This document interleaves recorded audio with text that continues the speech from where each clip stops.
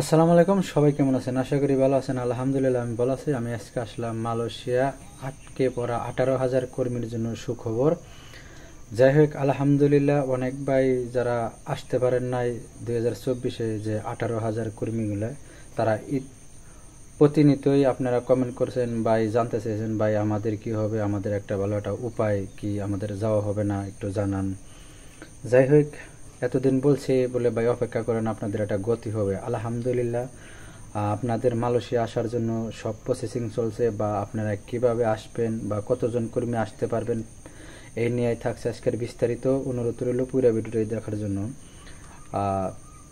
নিউজে বা বাংলাদেশে হাই কমিশন মন্ত্রণালয় থেকে সব কিছুই আপনার ঠিকঠাক বা পরিপূর্ণভাবেই আপনাদের কাজ চলছে আলহামদুলিল্লাহ। সর্বপ্রথম মালয়েশিয়া প্রথম ধাপে আমি নিউজটা পড়ে শোনাই আপনাদেরকে, অনুরোধ রইল ধৈর্য সহকারে শোনার জন্য। প্রথম ধাপে মালয়েশিয়া প্রায় 18,000 কর্মী পররাষ্ট্র মন্ত্রণালয়। এই জায়গায় পররাষ্ট্র মন্ত্রণালয় সাপ্তাহিক মিডিয়ার বক্তব্য দেন মন্ত্রণালয়ের মুখপাত্র রফিকুল আলম, ঢাকা, 27 জানুয়ারি। প্রথম ধাপে প্রায় 8,000 কর্মী, বাংলাদেশি কর্মী মালয়েশিয়া যাবেন বলে জানিয়েছে পররাষ্ট্র মন্ত্রণালয়ের মুখপাত্র মোহাম্মদ রফিকুল আলম। এই কর্মীদের ইতিমধ্যে যোগ হিসেবে নির্বাচিত করা হয়েছে বলে উল্লেখ করেন তিনি। পররাষ্ট্র মন্ত্রণালয়ের কাজ সোমবার সাপ্তাহিক মিডিয়ায় এ কথা জানান মন্ত্রণালয় জনকীর্তনীতি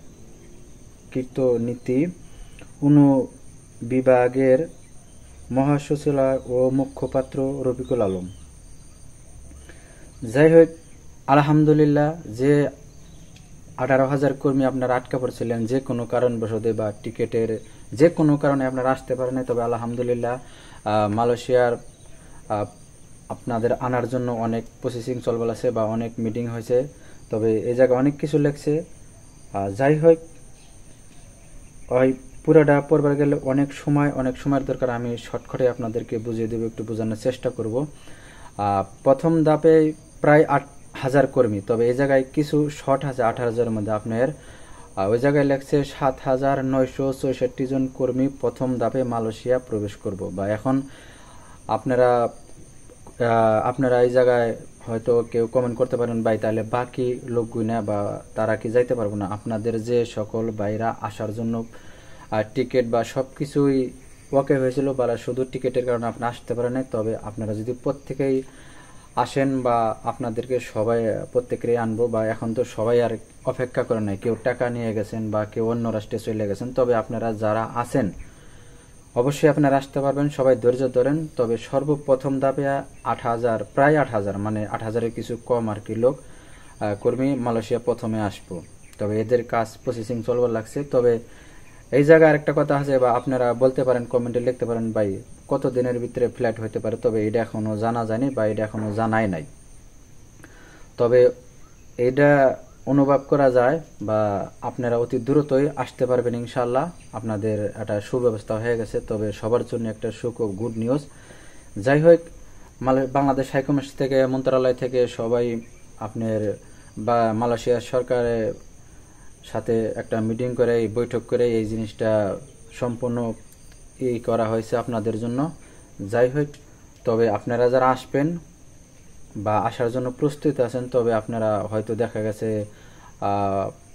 সম্ভবত আপনাদের দ্বিতীয়বার মেডিকেল করা রাখতে পারে, এইরকম একটা হইতে পারে, তবে মেডিকেল করার সম্ভাবনাই বেশি নতুন করে। তবে যাই হোক, এটা যখন আপনাদের ডাকবো তখনই তারা সবকিছু বলে দেব কোন প্রসেসিংয়ে আপনারা আসতে পারবেন। তবে যাই হোক, আপনারা কেউ ধৈর্য হারাবেন না। 18,000 কর্মীর মধ্যে প্রত্যেকে আপনারা আসতে পারবেন। তবে সর্বপ্রথম 7,964 জনের ফ্লাইট হবে, তবে একসাথে হবে না সবারই, হয়তো দেখা গেছে এক সপ্তাহ বা 2 দিন আগ পিস এইভাবে করে আমি কর্মী আপনাদেরকে পাঠাইব।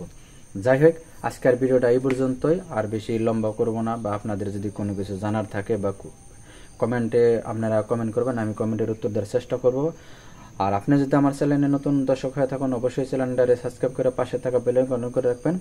পেজ থেকে দেখলে পেজটা ফলো দিয়ে বেশি বেশি শেয়ার করে সবাইকে দেখার সুযোগ করে দেবেন। সবাই ভালো থাকবেন, সুস্থ থাকবেন, দেখা হবে না কোনো নতুন ভিডিওতে। আল্লাহ হাফেজ।